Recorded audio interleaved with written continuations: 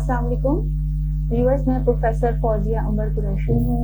आपकी खिदमत में हाजिर हूँ एक और टॉपिक के साथ। आज हम किस टॉपिक पे बात करेंगे वो है एक्टॉपिक प्रेगनेंसी। एक्टॉपिक प्रेगनेंसी का मतलब ये है कि प्रेगनेंसी यूट्रस के अंदर नहीं बल्कि यूट्रस से बाहर है।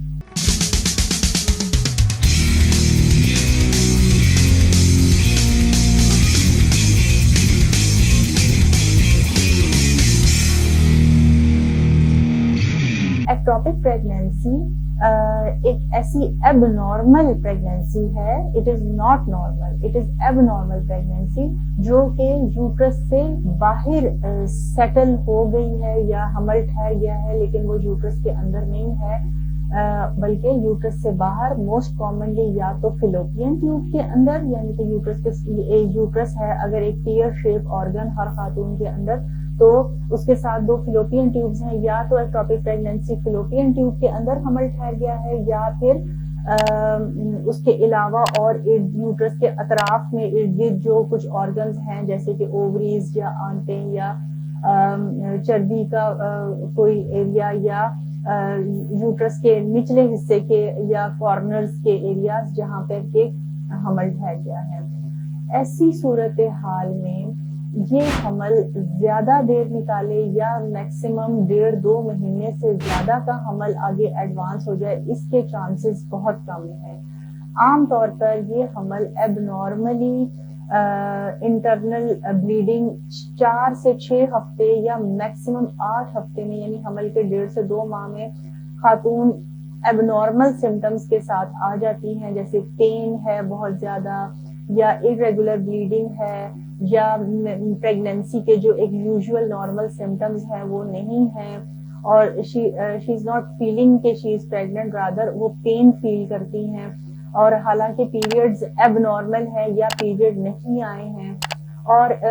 कुछ इस किस्म की अर्ली प्रेगनेंसी में जब पेनफुल ब्लीडिंग के साथ अगर पेशेंट आए तो हमारा ध्यान सबसे पहले एक्टॉपिक प्रेगनेंसी जैसी एबनॉर्मल कंडीशन की तरफ ही जाता है।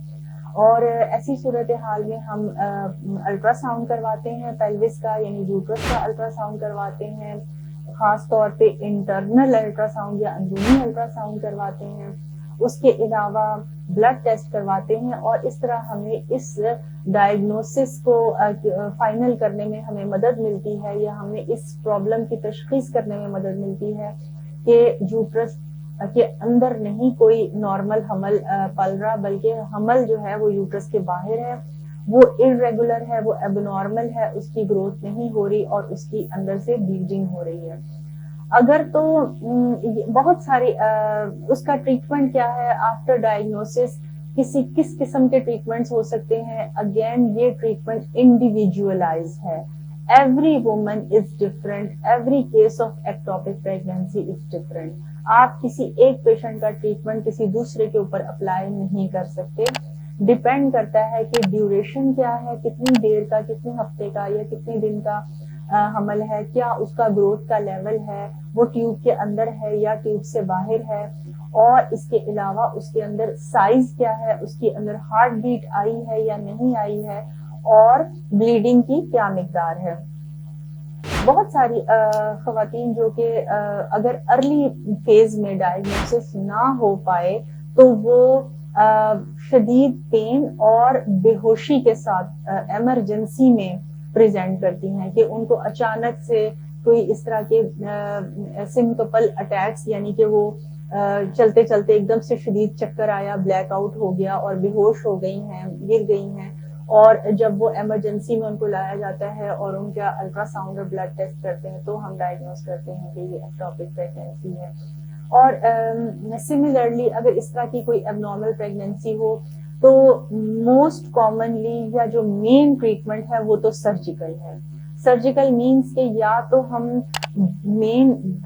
मेजर ऑपरेशन करके या मेजर सर्जरी करके हम उस एबनॉर्मल प्रेगनेंसी को रिमूव करेंगे, या फिर लेप्रोस्कोपी ऑपरेशन के जरिए टेलीस्कोप पेट में डालकर और उसके जरिए हम उस एबनॉर्मल प्रेगनेंसी को रिमूव करेंगे। और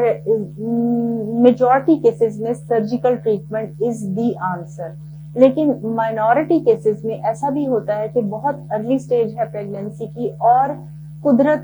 کی طرف سے نیچرلی وہ پریگننسی خود بخود ختم ہونے جا رہی تھی، اس کے لیے ہم کبھی کبھی ایکسپیکٹنٹ مینجمنٹ یعنی ویٹ اینڈ سی ٹریٹمنٹ بھی اختیار کر سکتے ہیں، یا کچھ مزید انجیکشنز یا دوائیوں کے ذریعے بھی ایکٹوپک پریگننسی کا ٹریٹمنٹ کیا جاتا ہے۔ کوئی بھی ٹریٹمنٹ ہو، اس کے ٹریٹمنٹ کے دوران اور ٹریٹمنٹ کے بعد اپنی گائناکالوجسٹ کے ساتھ کلوز فالو اپ میں رہنا ضروری ہے، اس لیے کہ ہم اس وقت تک پیشنٹ کو کلیئر نہیں کر سکتے جب تک ہم پوری پریگننسی کو کامیابی کے ساتھ ایب نارمل پریگننسی کو ریموو نہ کر دیں، اور جب تک ماں کی جان خطرے سے باہر نہ ہو جائے اس وقت تک ہم ان کو کلیئر نہیں کر سکتے۔ سو کلوز فالو اپ میں رہنا ضروری ہے، اور اگر کوئی سرجیکل پروسیجر کے ذریعے، چاہے میجر سرجری کے ذریعے یا لیپروسکوپک سرجری کے ذریعے ہم نے ریموو کیا ہے تو اب نارمل پریگننسی کو یا ایکٹوپک پریگننسی کو، تو اس کے بعد بھی کچھ عرصے تک گائناکالوجسٹ کے پاس متواتر چیک کروانے کے لیے آنا ضروری ہے کہ اس کا کوئی ریزیڈول سمٹم تو نہیں اندر رہ گیا۔ سملرلی اگر ایک پریگننسی ایک مرتبہ کسی خاتون کو ایکٹوپک پریگننسی ہو گئی ہے تو ان کو 10 to 12% چانس ہے کہ ان کی نیکسٹ پریگننسی بھی ایکٹوپک ہو سکتی ہے۔ سو ارلی پریگننسی میں بھی یہی ہدایات ہیں نیکسٹ پریگننسی میں کہ وہ جلدی ڈاکٹر کے پاس آئیں تاکہ ریپیٹ ایکٹوپک پریگننسی کو وقت پر ڈائگنوز کیا جا سکے۔ اور اگر ایک ٹیوب ریموو ہو بھی جائے ایکٹوپک پریگننسی میں تو بھی اسٹل شی ہیز 50% اور مور چانس کہ وہ آئندہ پھر بھی کامیابی سے ماں بن پائیں گے۔ اس کے علاوہ اگر آپ مزید ایکٹوپک پریگننسی سے جڑے کوئی سوالات یا کنسلٹیشن کرنا چاہتے ہیں یا کوئی کیس کے سلسلے میں مشورہ کرنا چاہتے ہیں تو آپ تشریف لا سکتے ہیں میرے کلینک ٹائمنگز پہ، پنجاب میڈیکل سینٹر لاہور اور شالامار ہاسپٹل لاہور میں، اور میرا نمبر اسکرین پہ ڈسپلے ہے۔ آپ مشورے کے لیے تشریف لائیں اور مجھے دعاؤں میں یاد رکھیے۔ اللہ حافظ۔